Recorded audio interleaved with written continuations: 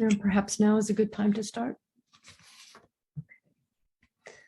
So hello and welcome to our series on confronting racism, discrimination, and othering, perspectives from around the world. I'm Dr. Maria Nardone, Director of Technology and Global Learning at the William Alanson White Institute. We would like to begin today with a moment of silence for all of those who have lost their lives, their friends, family, their home, their lands, their country during past conflicts.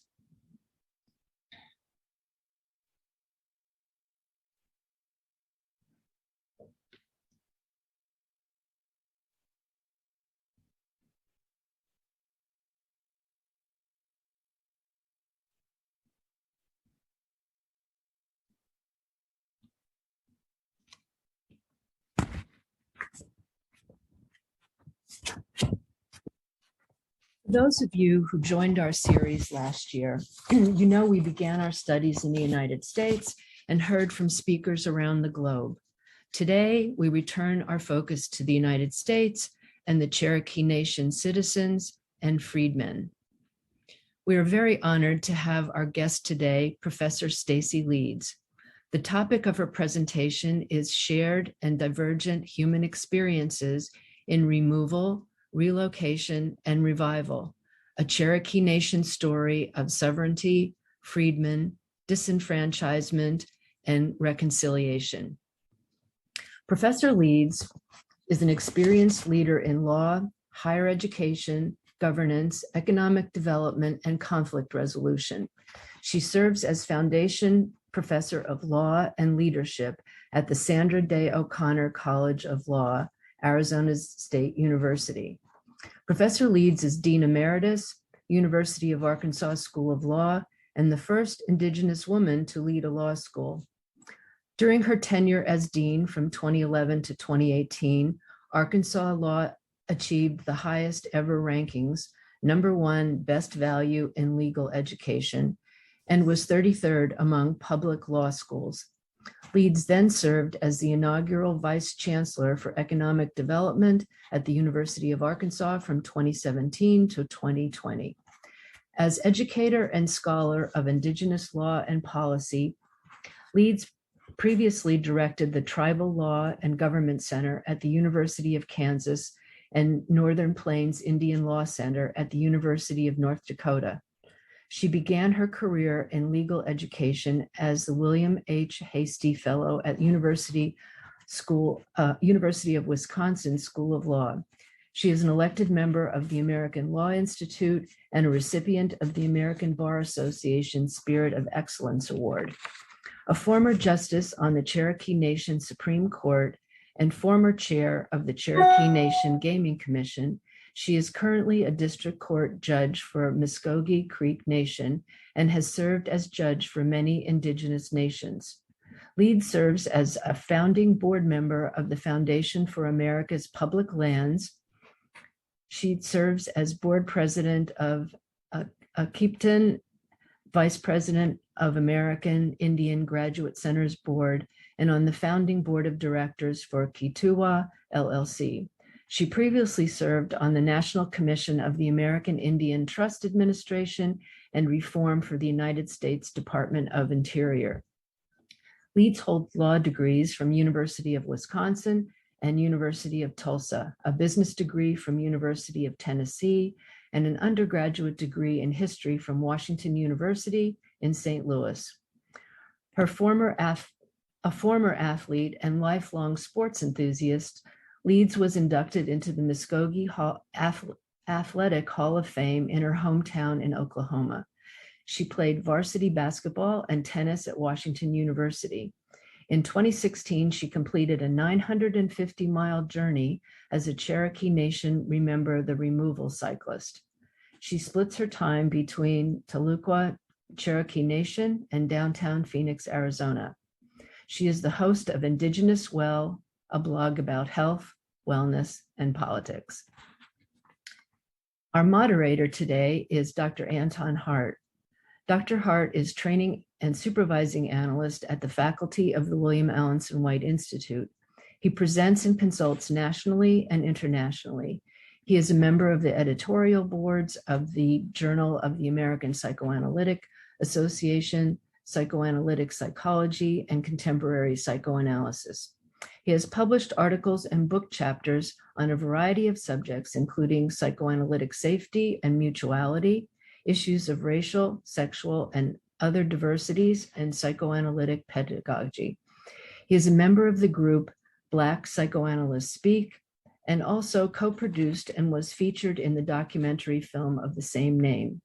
He teaches at the Manhattan Institute, Mount Sinai Hospital, the Institute for Contemporary Psychotherapy, the National Institute for Psychotherapy's National Training Program, the New York Psychoanalytic Institute, the Institute for Relational Psychoanalysis of Philadelphia, and the NYU postdoctoral program in psychoanalysis. He serves as co-chair of the Holmes Commission on Racial Equity in the American Psychoanalytic Association. He is in full-time private practice of psychoanalysis, individual and couples psychotherapy, psychotherapy supervision and consultation, and organizational consultation in New York.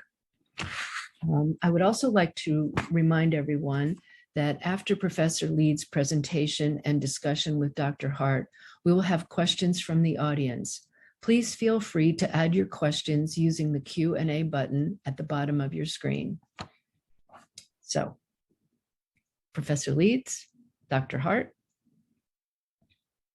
Thank you, Maria.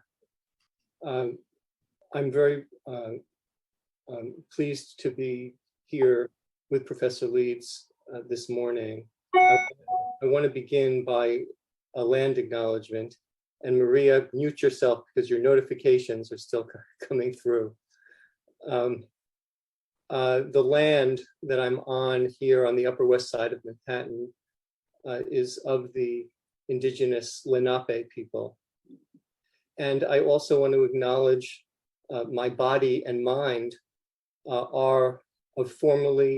is of formerly enslaved people stolen from Africa, of indigenous and formerly enslaved people of the Blackfoot tribe, and of Holocaust persecuted people from Ukraine and Poland. I've really been both dreading and looking forward to hearing Professor LEEDS' remarks, because the subject of how people can treat each other in horrendous ways is part of the story. But also part of the story is what we do with this and how we can potentially recover from it. So in that sense, I'm very eager to hear what Professor LEEDS has to say. And I am very pleased that she has graciously agreed to present to us this morning. So please, Professor LEEDS.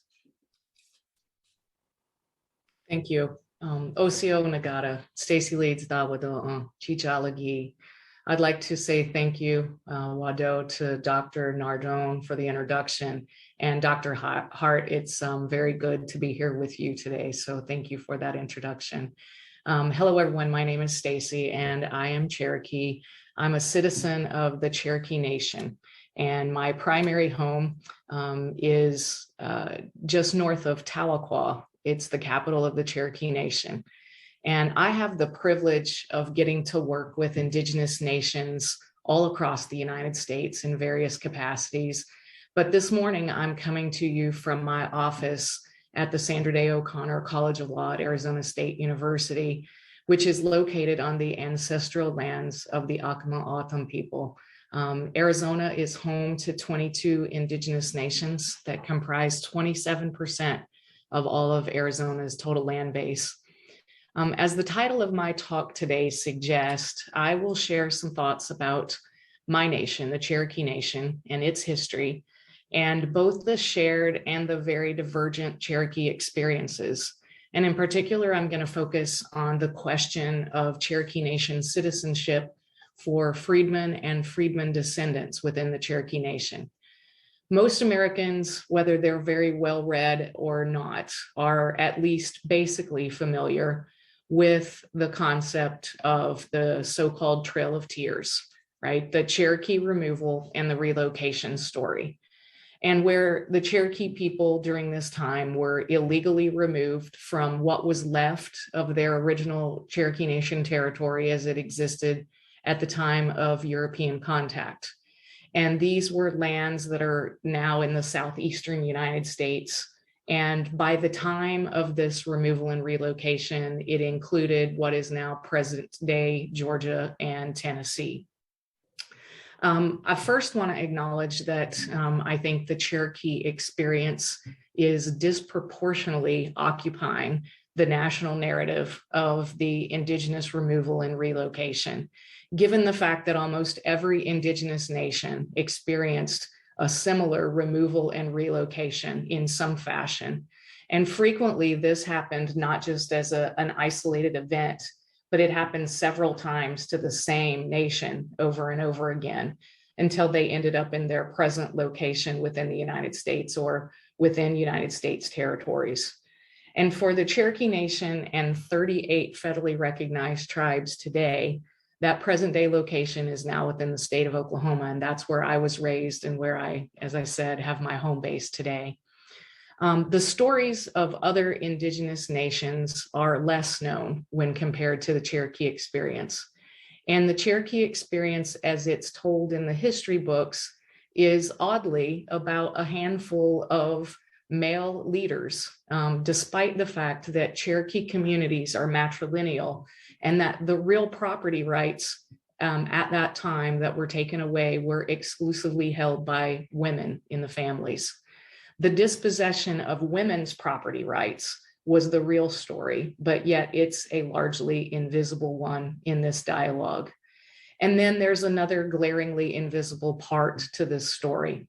The fact that Cherokee Nation's removal was not just a Cherokee removal, but it also was a removal of a significant number of enslaved people of African descent, who by Cherokee law at the time were legally owned by some private Cherokee citizens. It is shocking, of course, to some people, including many Cherokee people, when they first hear this aspect of the history of slavery. And it is the story of an oppressed people sometimes becoming the oppressor themselves. And in the Cherokee Nation story, this is sustained over different space and over different time. This issue received national attention over the last 20 years as the modern day struggle by descendants that were descendants of these enslaved individuals, later freedmen, became the Cherokee Nation citizens. This first happened in the 1860s when this fight for inclusion in the modern day Cherokee Nation first started. And the legal question that is presented is whether the descendants of freedmen, individuals who were held in bondage by private Cherokee Nation citizens, are entitled to a continued and perpetual citizenship in the modern Cherokee Nation governance structure. And although this legal issue hit the news cycle in this century, like I said, it's an issue that had arisen through sustained resistance and advocacy in a fairly consistent manner from 1866 forward. And by way of background, I'll continue this story by picking up in the year 1839. That is the year that the removal and relocation of the Cherokee Nation came to an end, and the Cherokee Nation regrouped and began the process of rebuilding a nation in a new place, in a new time, and creating and building the legal infrastructures of adopting a new constitution, creating new government institutions like courts and agencies and legislatures, and also passing the laws that would govern the individuals who come in and out of that particular territory. So pursuant to the powers of this new post-removal constitution, the Cherokee legislature and executive enforced slave codes as a matter of tribal law that were similar to what you would have seen during the time in the southern states. And as a matter of historical record, I keep saying that enslaved individuals were owned by private Cherokee citizens, but I think that this is a really important point. And that is that there was government action employed against slave insurrections, and that there was a large body of Cherokee law that enforced the legality at that time of the institution of slavery. And I mentioned this, because it's oftentimes talked about in terms of a private endeavor, and that the blame can be shifted to a few elite Cherokee people at the time who had somehow assimilated into white planter society and lost their ways and deviated from Cherokee society at the time. But the historical record reflects that this institution of slavery was sustained by the Cherokee government itself. The Cherokee Nation abolished slavery in 1963 as a matter of tribal law during the Civil War. And the Civil War, like everywhere else inside of the United States, was particularly devastating to the Cherokee Nation and the Cherokee territory.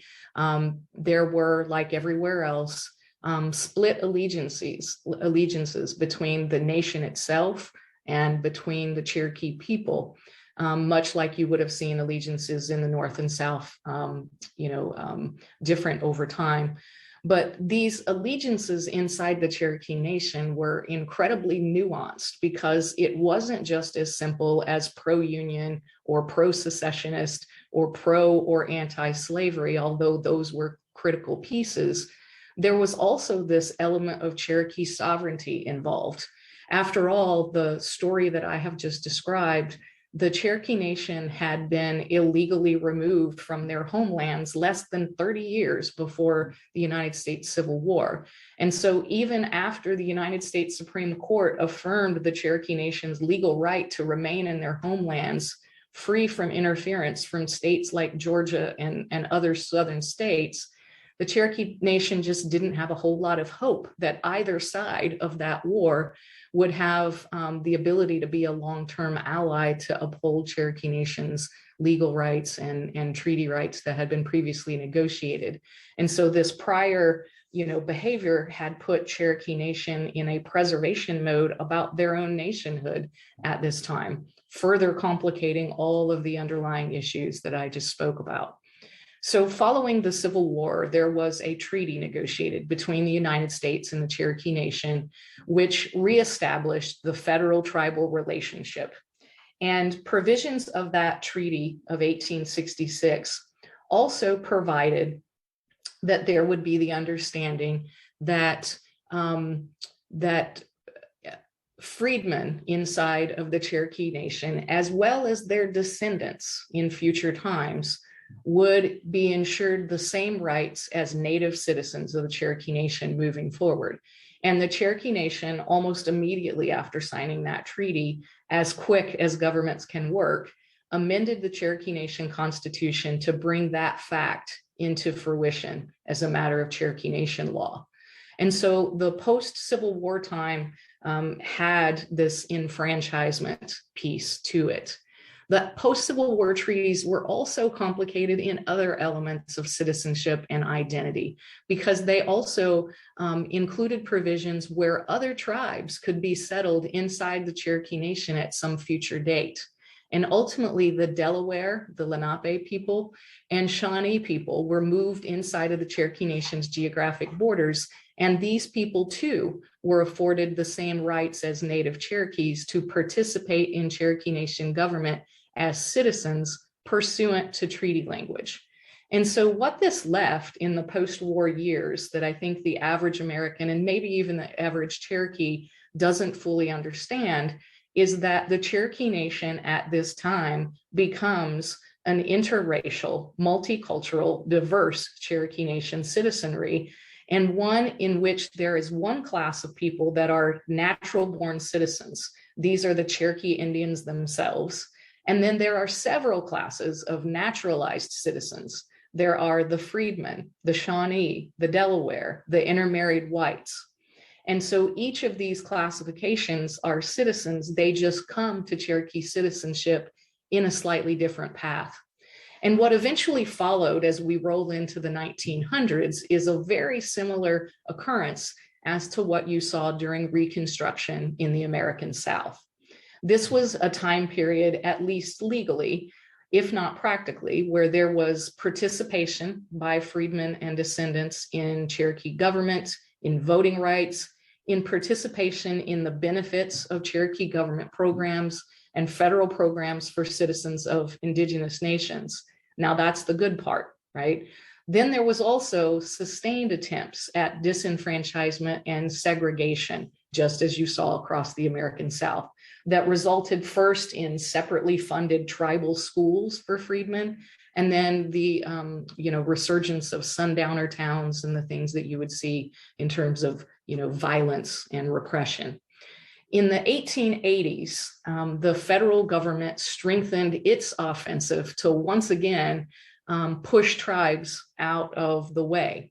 And a big push happened at this time for Oklahoma statehood. And this put immense pressure on the tribes to both culturally and politically assimilate into mainstream United States. And this policy was the time period that culminated in the removal of children from Indian homes and placement into boarding schools that were military type institutions that unapologetically intended to kill the Indian, save the man, and educate people in the ways of the United States in hopes that they would abandon their language and their culture. It was also the time of forced allotment process of lands inside the boundaries of indigenous nations. And this happened over the loud objection of the tribes. And also it happened by completely ignoring the existence of tribal property laws and norms and all of the other laws of the tribes. And so at the threat of this federal seizure, once again, of more lands, which is essentially the same as a second Trail of Tears for the Cherokee Nation did the best that they could to negotiate terms of how that allotment process would move forward. And although it was under extreme duress, there was eventually a vote by the Cherokee people, including freedmen, to accept this land transfer arrangement where individual lands would be deeded to private Cherokee citizens, including freedmen. So in 1902 is where this vote occurred. And as a lead up to that vote, and remember, this vote was to pass equitably all tribal citizens deeds to land based on how they came to the Cherokee Nation as citizens. And so to effectuate this land transfer, a big citizenship roll was made by the federal government, but it was in reference to prior census that the Cherokee Nation conducted themselves. So a Cherokee Nation census conducted by the Cherokee Nation in 1880 was the basis of creating these rolls. And so this large citizenship roll included various lists as to how they came to the Cherokee Nation. So, this would be Cherokees by blood as the natural born citizens, and then all of these other categories that I have spoken about: Delaware, freedmen, intermarried whites, etc. And so everyone who was listed on those citizenship rolls was deeded land, and that land transfer came from the principal chief, so that there was really a place inside of the boundaries of the United States where former enslaved people were afforded land. But please understand that this is a critical difference. It was not in the form of reparations, as was proposed after the Civil War in the United States and never happened. This was in form of equitable distribution of tribal assets shared by all of the citizens, not reparations, legal entitlement based on citizenship. And I think that's a critical point we can explore more when we have a Q&A afterwards. So this 1902 agreement also provided for United States citizenship for Cherokee Nation citizens. And this is such an important note because it highlights how different the experience of enslaved people and their descendants in the Cherokee Nation versus the rest of the United States. As you will recall from US history, the 14th Amendment was the mechanism with which enslaved people became citizens of the United States, and the 13th Amendment ended slavery. Those two amendments were under the US Constitution, which didn't apply to the Cherokee Nation. And so the re-enfranchisement and the end to slavery happened as a matter of Cherokee law. So the group of freedmen inside of the Cherokee Nation would have become US citizens, not by virtue of the 14th Amendment, but by this 1902 agreement, where all Cherokee citizens became United States citizens. And I just think that that's a very interesting, path to naturalization that is a shared and very different history than other US citizens. So the days after Oklahoma statehood came into being were incredibly hard days for the Cherokee Nation, and also incredible hard days for all of the citizens of the Cherokee Nation. But it was even more incredibly hard for the African Americans across Oklahoma, including Cherokee freedmen, during the Jim Crow time period. And this includes Cherokee citizens of freedmen descent. And many of you will note in the last year the celebration or the reconciliation and remembrance that has taken place in Tulsa, Oklahoma, around the Tulsa Race Massacre. And that was I just want to highlight how significant an impact Cherokee freedmen would have played in that piece of history, because the allotments that were deeded out to Cherokee freedmen constituted the north half of Tulsa's what they call Black Wall Street. And so I think that there's a big overlap in all of those events that were happening that is critical and very unique to Cherokee freedmen during that time. Now, as a practical matter, the Cherokee Nation did not continue to function on a day-to-day basis as an active government from 1906 until 1970, because they were pushed underground by the United States. And we read throughout world history about countries who go into another foreign country, topple their regime, and place leaders to that occupying country's liking as the leader of that country without an elective process. But we don't think about that happening inside of the United States, although it absolutely did. The United States during this time period forbade Cherokee Nation from having a court system. They forbade Cherokee Nation from electing their own leaders, passing their own laws in their legislative branch, and actually inserted the President of the United States' hand-chosen leader to be the principal chief of the Cherokee Nation for the purpose of signing off on legal documents and deeds that the United States needed those signatures for.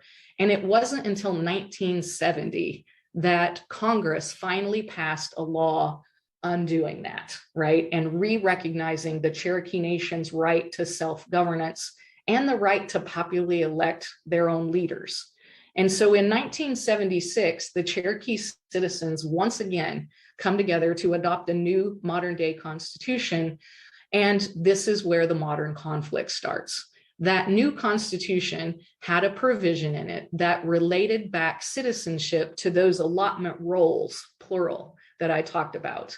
And so if you were still alive and you were originally on that list, or the descendants of the people originally on that list, would be the citizenry of the new Cherokee Nation.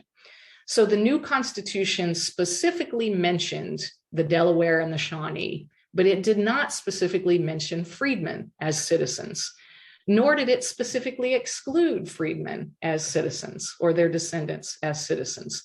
It simply stated that the modern day citizens of the Cherokee Nation would be determined by reference to those prior rolls, plural, as they existed at the time of allotment. And that included the descendants of freedmen citizens.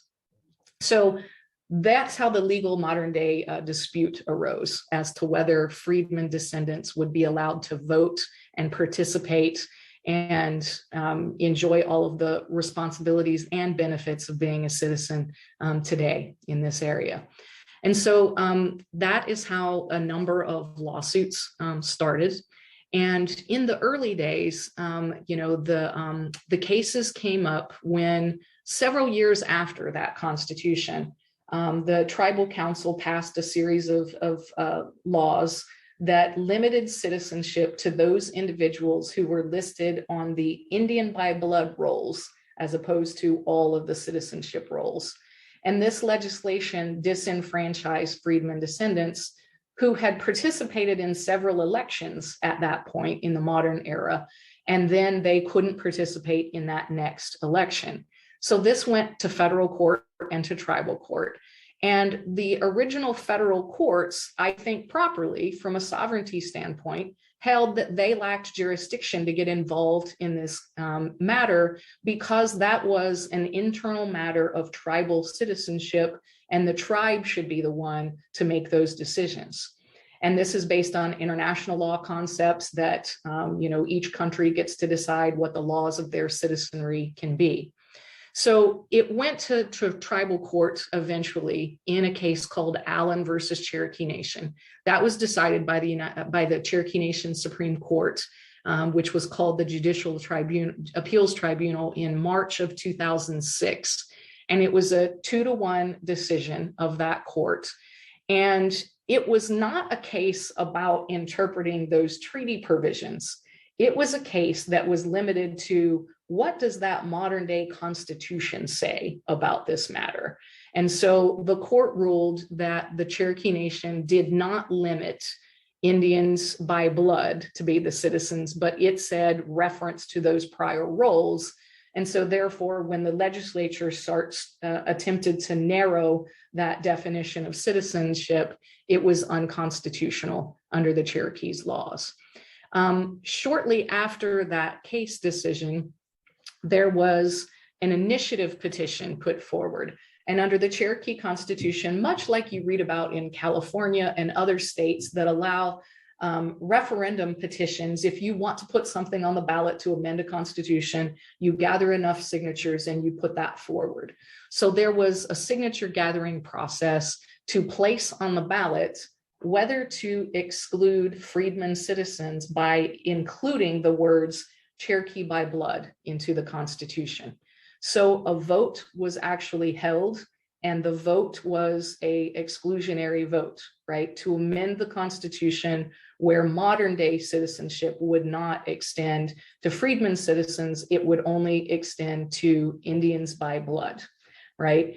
And so the Cherokee Nation, the amendment process took place in a special election. And, the vote was viewed by many as race-based disenfranchisement because it did not restrict citizens to Cherokee only. It is leaving intact citizenship for Shawnee Indians and Delaware Indians, but excluding freedmen. And so there was an argument that intermarried whites would also be excluded, but that argument falls short because in March of 2006, there were no intermarried white citizens in the Cherokee Nation. Those individuals would have already died probably in the 19-teens or 1920s. And the children, the offspring from that marriage would all be Cherokee by blood, because the virtue of being intermarried Cherokee is that these individuals were married to Cherokee, mostly Cherokee women at that time. And so that process of allowing married individuals to become citizens ended in the late 1800s. So the challenges to this vote played out for many years in both tribal and then federal courts. And it eventually led to a decision on a case that directly teed up the question of the treaty rights interpretation as opposed to the language in the Constitution. And so what happened was that the Cherokee freedmen descendants were litigated and ruled to have both a federal and a tribal right to citizenship based on that treaty language. And so this matter has finally been legally settled by the Cherokee Nation Supreme Court, essentially invalidating that vote that was held to exclude freedmen and declaring that any language that was inconsistent with the treaty right would be void under the present modern day laws of the Cherokee Nation. And so this legal resolution just occurred in February of 2021, and it brings to close legally this long fight for inclusion and citizenship rights inside the Cherokee Nation. And I do believe that this is the last word legally on this question, finally. Now the hard work is underway inside the Cherokee Nation for the long haul. The work about reconciliation and the work about understanding and acceptance, and primarily the work of healing, right? How do you heal the intergenerational trauma of a class of people who are rejected by others that also were in a space of intergenerational trauma with the impact of ongoing efforts in colonization? How do you make sense of that? How do you heal? And that is a lot to process, needless to say. But I hope it sheds some light on one of the many complicated and yet not so complicated histories in the United States, and just how complex this question of identity and citizenship and belonging can be when you ask the question of someone, are you Cherokee? Are you Cherokee citizen? And that question, depending on an individual or a family history, can go in about 20 different directions. So I want to leave you with, I guess, the thought that there are many shared Cherokee experiences, but there is far from one Cherokee experience. And, the complexities are things that we will be sorting out as a people and as a community and as a nation for many years to come. But I will open it up back to you, Dr. Hart, and we can have a dialogue and a conversation around that background. Well, thank you very much for your extremely interesting and concise account of this matter that involves group identity, property rights, self-advocacy, scapegoating, all kinds of things that we're interested in psychoanalysis. As I listened to you speak, I thought of the when you were talking about the Cherokee Nation's constitution, and I thought, this is so interesting. Would the Cherokee Nation have such a thing as a constitution if their land had not been invaded by people who were inclined to talk about constitutions? If they had not been invaded by people who went on to develop a notion of Supreme Court, would there be a Cherokee Nation Supreme Court? And so I wonder about these, if you could comment on this. Sure. So, the notion of a constitution in its current form didn't come into the Cherokee governance structure until the pressure from Georgia and other states started in the 18 teens and 20s, right? The Cherokee Nation absolutely was a nation of laws, right? The communities always existed with laws and norms and property rights and ways of dealing with crime and civil adjudications and things like this. It was more pressed into community-based as opposed to a federal union, if you will. But you're right. I mean, as pressure extends against the Cherokee Nation and other tribes at that time, there very much was this pressure to demonstrate, treat me like all of the other nations in the world. We are on that same par. We have the things that you have. And part of the demonstration of we have the things that you have are adopting some of the things that, even though they're slightly different, they look to the outside world as something that they can digest, right? And that is going on to this day in tribal courts, because the whole point of having a tribal government and a tribal system and a court system is that you still are an independent sovereign with your own laws, thought process, informal practices, formal practices, and you're not just like everyone else, right? But there's this constant tension from probably the 18 teens forward to the present day of this outside legitimacy, this concept of federal recognition of your right to exist as a nation and an entity. And so you're right, it created a lot of upheaval culturally, legally, and societal wise inside the Cherokee Nation. And part of it is in response to bringing forward these different kinds of institutions, sadly, slavery being one of those. That type of chattel slavery did not exist inside the Cherokee Nation or the other tribes at that time. It's not to say that there weren't some akin, capture type situations and wars and things like that, but it simply didn't exist. And then it becomes part of some people within the nation who were powerful, right?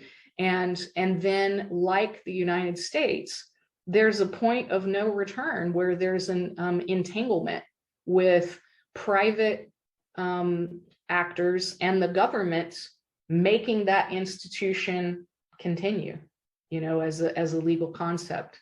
And, probably from the 1820s on, that's where we were in the Cherokee Nation. So it brings to mind the Freudian concept of identification with the aggressor, in which basically, if you can't beat them, join them. The child in the family faced with parental authority succumbs and identifies with it, and therefore perpetuates the power orientation of the original family unit. Let me ask you, if you can say a little bit more about, so you portray this notion of in the Cherokee Nation, presenting structures and bodies and laws that are parallel to or that mirror the American context. In order, I think, as I heard you say it, to make them comprehensible. And so within that, you're in a unique position to comment on the differences between the sensibility, the legal sensibilities of the Cherokee Nation versus the American nation, between the property orientation sensibilities of the Cherokee Nation versus of the American nation. Like, can you comment on the differences if you see them? Yeah, definitely. So, you put the pin in it in terms of, the Cherokee Nation adopting this constitution once this pressure for survival almost starts to take place. And, part of it is this outside legitimacy thing, and part of it's trying to be the translator of law and norms to an outside world, so that A, they can see that we have them, and B, so they can see what those are. But what's also going on at the same time is like profound upheaval inside our own society about our norms changing as a result of this outside pressure. And I mentioned in a 1 or 2 sentence piece of my talk about how this impacted gendered laws, right? And that the upheaval was around taking a lot of power away from women at the time as well. I think that one of the stories or myths that is told in the American narrative is that American Indians didn't own or appreciate property in the same way that Europeans do. Therefore, it's okay for us to take their property because they don't really value it in the way that we do, right? And so, there's part of this narrative about a one brush about all tribes and what their worldview about property and ownership is.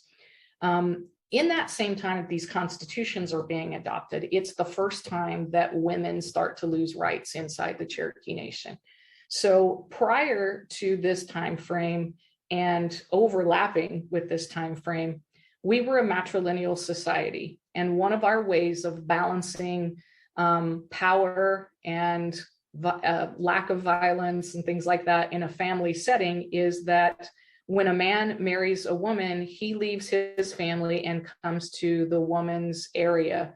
She owns the home, she owns the property, she tends to the farm. It's her family and her property. In the 1820s, I like to say that there was this law passed that for the first time gave Cherokee men equal rights. And that was this.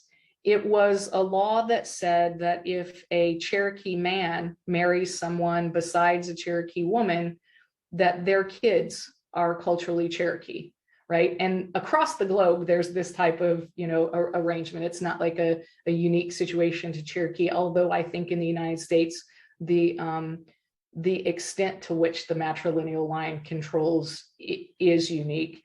But when this happened, there started to be a shift that then Cherokee men would marry non-Cherokee women, and then they would project as the head of household, where that would not happen in a Cherokee family, right?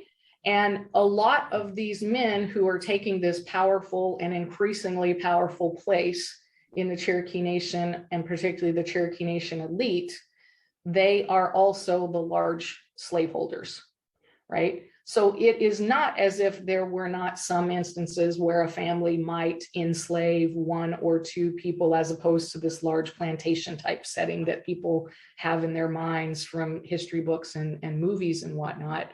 But all of this disenfranchisement of power is going on at the same time, right? And, one of the questions that no one seems to raise is you have this illegal treaty that purports to give away Cherokee territory in exchange for this new place, signed by some people who are not the leaders elected of the Cherokee Nation at the time.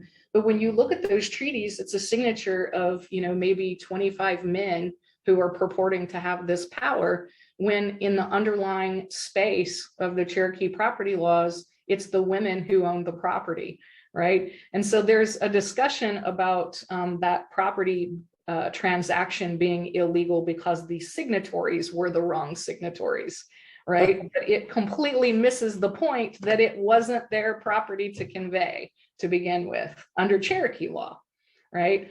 And so, there are so many layers to unpack about that and how it impacts religion and culture and gendered decisions, and ultimately converts to gendered violence, right? If you fast forward to the present day, there are significant amount of domestic violence type situations or violence against women in Indigenous populations, in large part because all of the structures that were in place to make that not happen are taken away as part of this colonization process, sometimes by the colonizer and sometimes by internal factors inside your own community that are seeking power, inside. And so all of that is just, endlessly fascinating that we could talk for 20 hours about.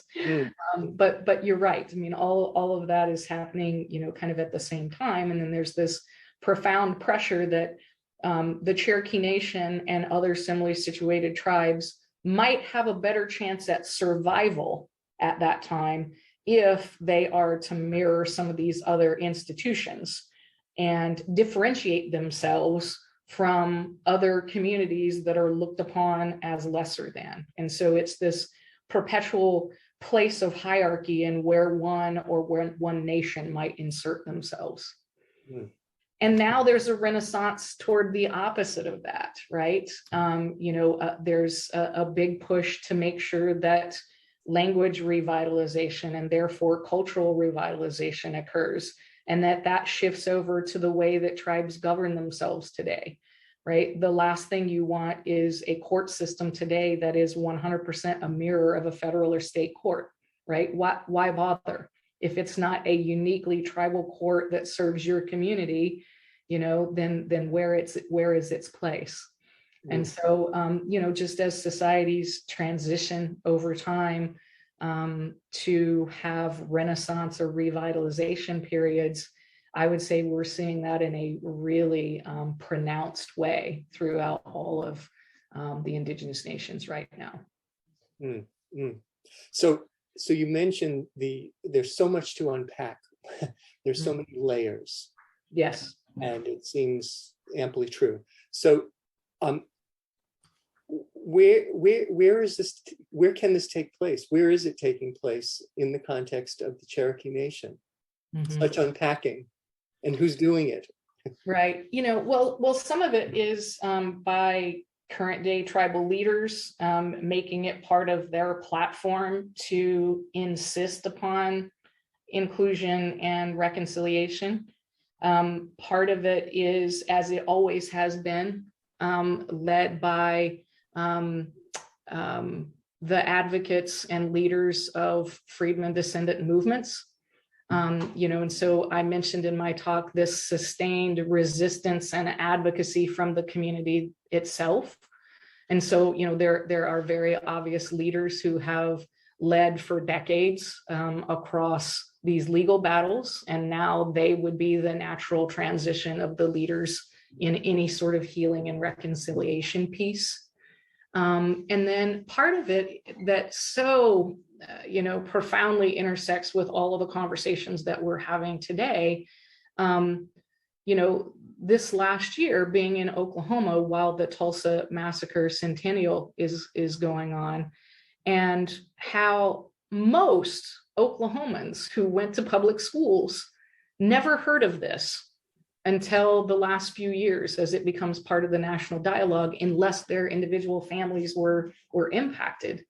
And how there's not just been a lack of education, there's been a conscious hiding of things like this that have happened. And then it gets into the whole conversation about the national narrative around critical race theory and this, that, and the other, and what's to be taught in public schools and what's not. But one of the pieces of, I think, the healing inside of the Cherokee Nation right now is that a lot of Cherokee people across all segments, this is news to them. This full history is still news to them about how it all played out. And there's a lot of resistance because the full story is not understood, right? And so, that has to be a part of this too, just the education piece. Because during the time when that vote was held that I mentioned, the rhetoric was profound, right? Imagine Little Rock, Arkansas, the year after Brown versus Board of Education, and that question being teed up for a popular vote, and what the narrative and what the rhetoric would be. And a lot of that was going on in the Cherokee Nation at the time. There was the sense that there's a group of people who didn't fully participate in the Cherokee Nation, and now somehow they are going to, for the first time, be enfranchised. And I don't think that always came from a place of hatred or discrimination. It came from a place of not fully understanding the whole picture. That's not to say that there is not, that layer of discrimination and hatred in some aspects of the community.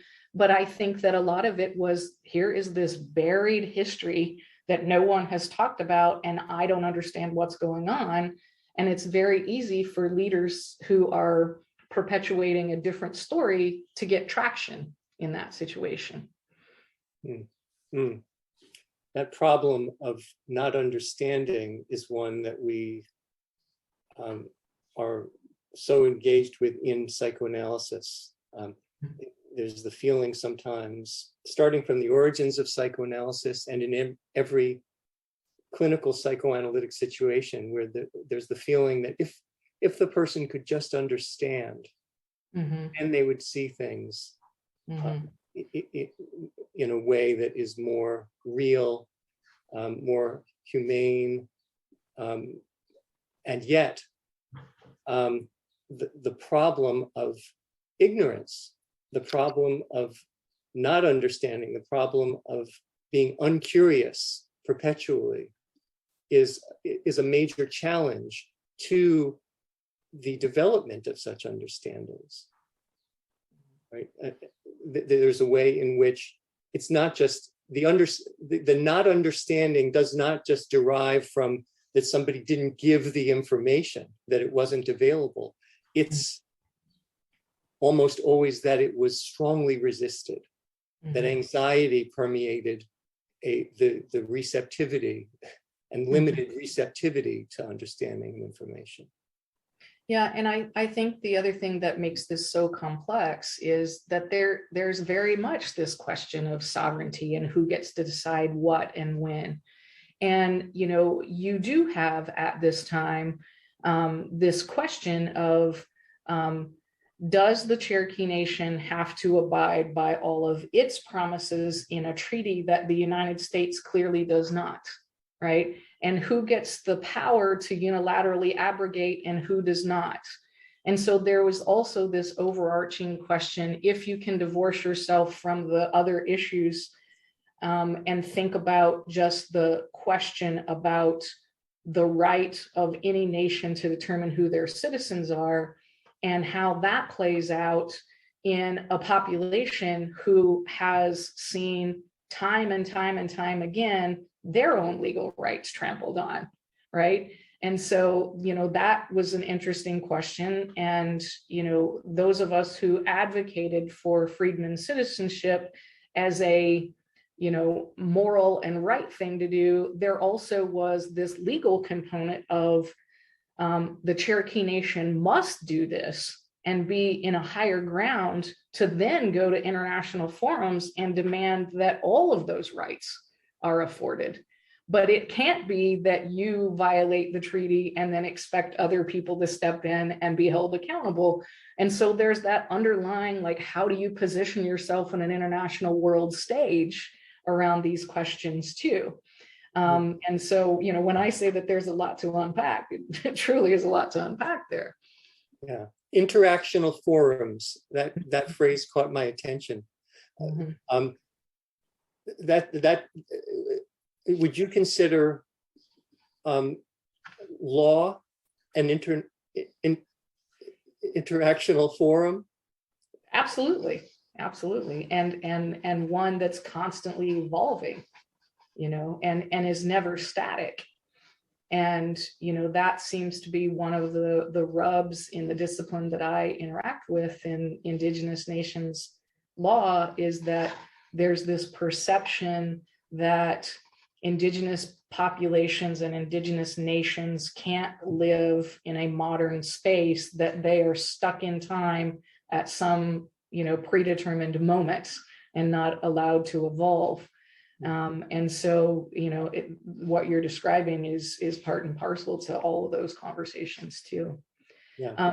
I see that in the question box, there's exactly that. It's a question about, given the outcome of freedmen citizenship status based on treaty rights, is there a conceivable way that similar legal process could lead to restitution, you know, around other treaty rights? You know, what's so interesting about the timing of all of this is that for years and years and years, Cherokee Nation and similarly situated tribes have always argued that the geographic boundaries with which they were relocated to in Oklahoma are still good law and must be upheld. And part of that is based on this same treaty. And so it was February of 2021 when the Cherokee Nation Supreme Court finally made the final decision on this piece. And in the next 2 months, that is when the legal decisions came down that said, yes, the Cherokee Nation's geographic boundaries are intact. And that was based largely on a case called McGirt versus Oklahoma out of the United States Supreme Court. And so we're seeing some things in terms of the recognition of Cherokee sovereignty in federal law that we haven't seen for over 100 years. And so when I say that there's a revival or revitalization or renaissance underway, it cuts across many different directions, not just language and culture, religion and art, but it also means legally. And although they're not directly tied to each other, I have to think that all of these things culminating at one time is a synthesis of something, right? And it's not accident, even though they're not directly related. It's just this understanding that those treaties are legally enforceable as to everybody for the long haul.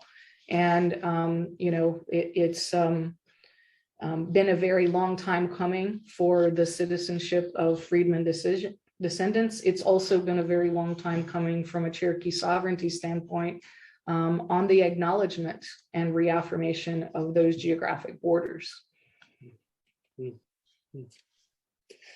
I'd like to, I appreciate your having checked on the questions coming in, and I see that there are others, but I want to invite people who have not yet submitted their questions to continue to do so, and we'll be monitoring those. While we're doing that, I want to ask you about the matter of the individual in relation to society. Law, legal process, legal precedent often concerns itself with the tensions between the individual and the common good. Like that's largely what law is for. And so I'm wondering if you can speak to the Cherokee Nation's its way of engaging the matter of individuality in relation to society. Right. That's a really great question. And I guess that I'll tell a little story about how I've seen this play out in the last 2 years during the pandemic. Okay. It's the one time in my life where I've seen definitive differences in the way that the indigenous populations that I'm most familiar with, Muskogee Creek Nation and Cherokee Nation, and the way that they rolled out public health around the pandemic and choices made there versus the rest of society living right around those tribes. Now, I'll preface this by saying that the Cherokee Nation citizenry is over 400,000 people, and they have about 399,000 different political viewpoints, right? People are all over the place and people are individuals, but if we're to paint a broad brush, there are core Cherokee teachings that speak about your obligation to each other as primary and not your individual rights as primary. And that can head in multiple different directions. But this question about the pandemic, I remember when the vaccines started to roll out.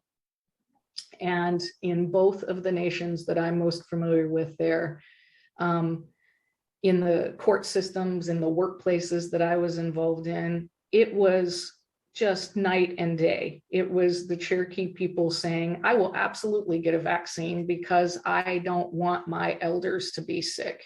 I don't want my community to have any more death. It was never about, do I have an individual right to say no, right? And again, there's differences of opinion around this, but largely speaking, that was the most definitive moment in my life where I have seen cultural differences play out on an immediate scale.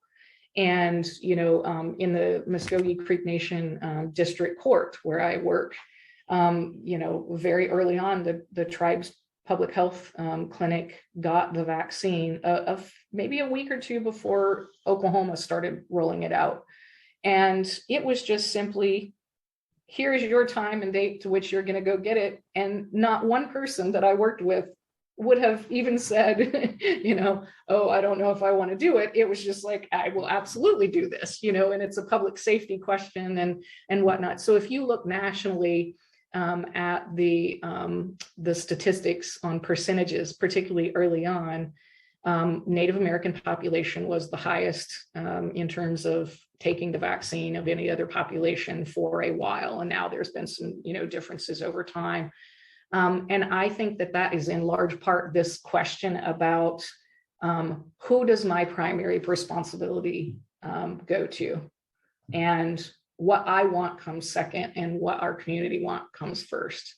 And that was just the most profound thing to watch that happen, because you could walk right across the street into the Walmart or Walgreens or grocery store or whatever and hear entirely different dialogue going on. But there was this rollout and it was just a matter of fact. And even how you choose who gets the vaccine first And the hierarchy with which that was rolled out was a different way of thinking about things.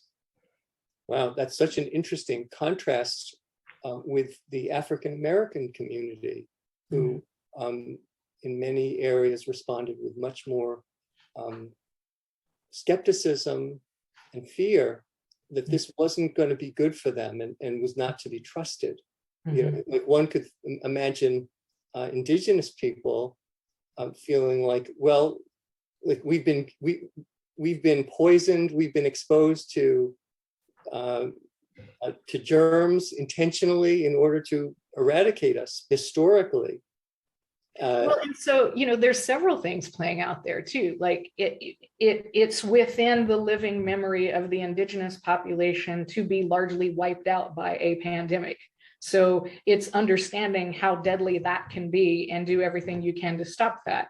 Even closer, there was profound loss in the Cherokee Nation around Spanish flu, and it took the lives of some of our most revered religious leaders.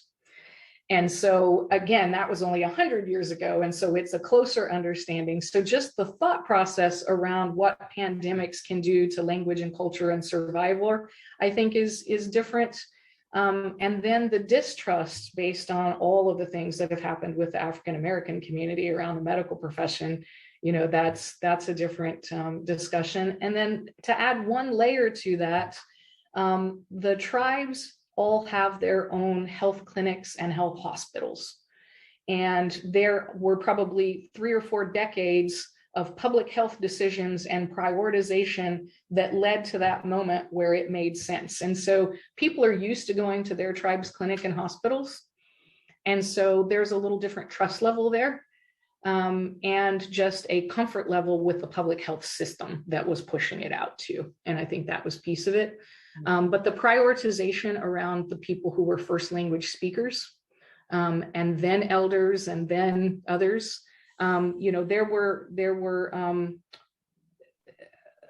overarching ideas that resonated well with a large segment of our community that led to a different response.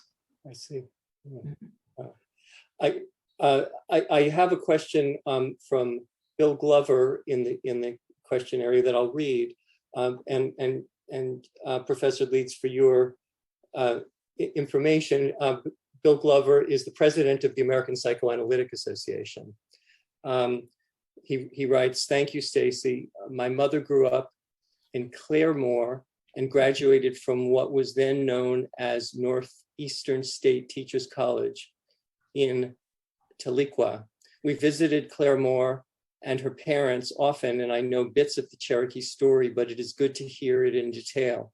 Their attitudes toward Indian people differed from those toward Black people, but were equally racist, although more often a funny, disparaging anecdote versus a more overtly hostile one. The story of oil on Indian lands is another painful tale. Your talk makes me think of the complexities of othering, identification with the aggressor, etc. It is encouraging to hear the inclusion of freedmen descendants in the nation." And he says, "Thank you," but I thought you might want to comment and respond. Yes, thank you very much for that. And you know, when I talked about the push toward the allotment process and the push toward Oklahoma, the number one thing that was underlying that piece is the push to control access to oil development.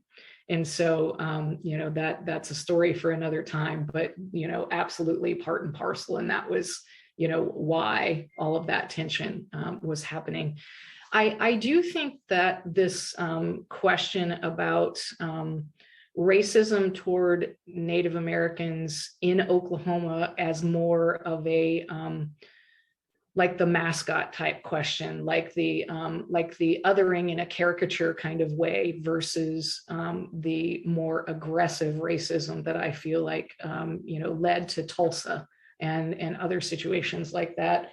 You know, that somewhat resonates with what I've seen, you know, growing up there in Oklahoma as well. But it made me think about one other thing in the national narrative right now. I talked about how all of these treaty rights questions whether it's citizenship questions for freedmen descendants, or whether it's geographic borders being recognized for the Cherokee Nation. And all of that is happening all at once. And it leads me to this movement around mascots and the, the taking and using and abusing of images of indigenous peoples as, sports mascots and things like this. And, that is a fight that has been going on since at least the 1950s from the indigenous, advocates and leaders standpoint, but it didn't take traction until we start having these other dialogues nationally in the United States, quite frankly, following the death of George Floyd and all of the anti-racism discussion that then came after that. That's when there finally was pressure on the Washington football team and the Cleveland baseball team and things like this. So I do think that although the issues around indigenous nations are complex in a nationhood as opposed to individualized racism question, it also shows just how interactive the politics in the United States plays into some of these other decisions at pretty key times in our collective histories. So I just see a lot of that, bubbling up in a profound way at the same time because of what was going on in the national dialogue. Maria, are you wanting to? Yeah, I actually had a few questions. Thank you so much, Professor Leeds, for such a concise way to describe and explain such a complex situation. And I had a few questions.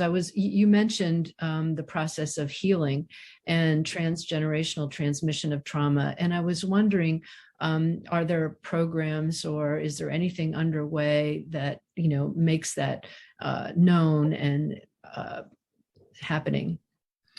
I think it's early on in the process where the preliminary education piece is happening first. I know that from individual counseling relationships, those discussions about intergenerational trauma loom large. But in terms of a nationwide conversation about the shared and divergent paths of that trauma, I don't think we're fully there yet. I think that comes, in the coming years. But given that it's so fresh, I think the education piece is probably the level where the nation as a whole is right now. And then you're starting to see these situations like you see everywhere else, where for the first time in the modern Cherokee Nation, there's been an appointment of one descendant, freedman descendant, to an agency level type appointment. And so, you're going to see, like in any other situation, the series of firsts in certain roles. And then that will start to normalize in a slower than it should be, but yet, process. But I think we're at the education piece, and that's the elementary starting place for healing. And in terms of that education piece, is it part of the curriculum in schools? Like, how is that? No.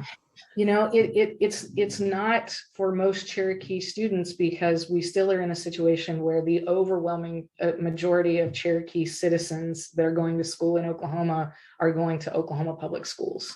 Mm-hmm. And then you've got the whole political debate right now about what happens in those classrooms and what gets taught. And so all of this gets wrapped up, in that.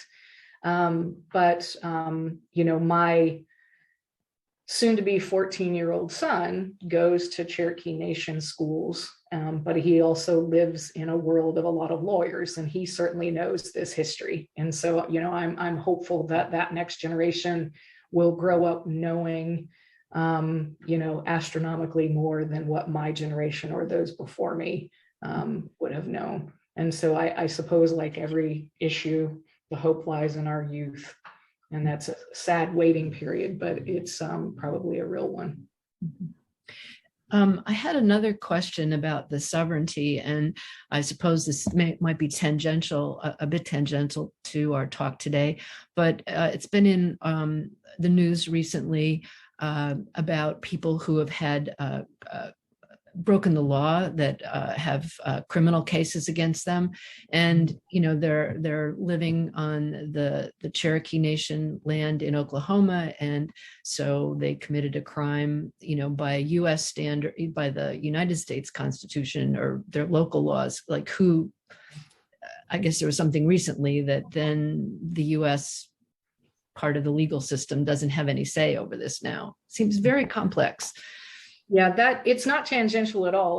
That's the outgrowth of the McGirt decision that I spoke about, where the Cherokee Nation and first the Muskogee Creek Nation and then Cherokee Nation the year later had the geographic borders of the tribe's reservation as established in those treaties re-recognized and reaffirmed. And so, all that means there's a lot less confusion than rhetoric would suggest that there is. But what that means is that if you're a Native person and you commit a crime inside a tribe's reservation, that tribe can prosecute you. But by virtue of federal laws, the United States can also prosecute you if the crime is a certain type of major crime. Or if there's some interracial dynamic to it. And so that's an outgrowth of many years of treaties, but it basically takes the tribes in Oklahoma and puts them on the exact same plane as all of the other tribes across the United States who have lived with that situation for years and years and years. Before that happened, Oklahoma was acting as if the reservation boundaries completely were evaporated and erased when Oklahoma came into being as a state. So the court basically said that Oklahoma has been unlawfully exercising its jurisdiction inside of these reservations for over 100 years. And so, it was a profound moment for the tribes to get that reaffirmation that that they are still sovereign and that their geographic borders mean the same thing as any other nation, globally. You commit a crime in this situation, and you're going to be subject to the laws there, or the laws that uniquely apply there. In this sense, would be those federal criminal statutes. Can I jump back in and ask? Part of listening to you speak, Professor Leeds, has been a de-romanticization of what it is to be Indigenous and the sensibilities of Indigenous people. Like if one can talk about it so globally, even, but. So one of the things that occurs to me to ask you is about this matter of dispassion in justice. We see often as psychoanalysts that there's a contrast between our sense of what needs to happen in order for healing and reparation to take place, and the legal sense, at least in the American legal system, of what needs to happen for the same purpose, and what needs to be involved in that process. There's this recent, in the news, Ghislaine Maxwell, the sexual trafficking and sexual abuse case in which a juror, did not mention his having been sexually abused, and so now there are questions about whether the verdict will hold or a retrial will be necessary. But it speaks to this matter of, like, are we trying to eliminate our subjectivities from the process of pursuit of truth and reconciliation, or do we bring those in? And I wonder if you can comment on the Cherokee Nation's orientation toward legal process and truth and reconciliation, and the matter of dispassion. Yeah, that's kind of the $1 million question in all these legal systems, right? I think personally, my opinion is this concept that judges can take their bias and completely set those aside. That's great in theory. But I think that Justice Sotomayor during her confirmation proceedings and after has been the only one who has truthfully just said, I am a Latina woman. Of course, everything in my life brings me to this moment. And so there's all of those, experiences that are lived that frame the way you think about everything, right? And so, I teach law students, that they need to remain themselves and be true to that and carry that into their profession. But then we are bound by legal ethical rules about what's before a court. And that's a very narrow question. And, I think that played out in my own experience in these cases, because I was on the court and I got asked to answer a very narrow question along with my other two colleagues. And so the first case, the Lucy Allen case that I mentioned in the Cherokee Nation, I was one of the three judges and I wrote that decision. And, we didn't reach the full question about the treaty rights because at that time, we were asked the narrow question, does this particular constitution say X, Y, or Z, right? And so you have to be able to shut down that outside thought process about bigger questions and narrow in on what's really before the court at that time. And then, it was subsequent cases where these questions of holistically the big treaty questions came. And so, on one hand, I think that everyone is a, collection of all of their experiences, but our entire discipline requires you to focus in on narrowly presented questions, right? And so it is it's a hard job to do that sometimes, but I think that, I think that leads to the best results, even though what it might mean is that a particular issue may take 15 years to get resolved by the right people raising the right questions before the right courts. But I don't think that you want courts that on their own motion get to craft what the questions presented to them are.